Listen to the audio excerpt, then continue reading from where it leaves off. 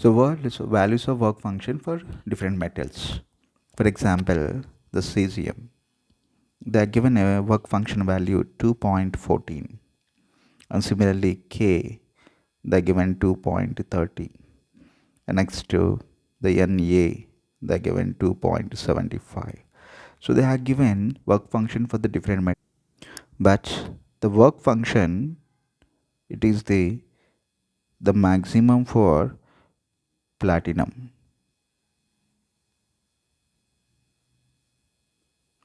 and its value it is the 5.65 electron volts, and this work function is minimum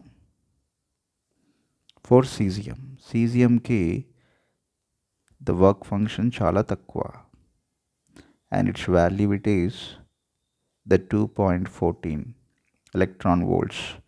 అంటే ప్లాటినంకి highest, cesiumకి minimum.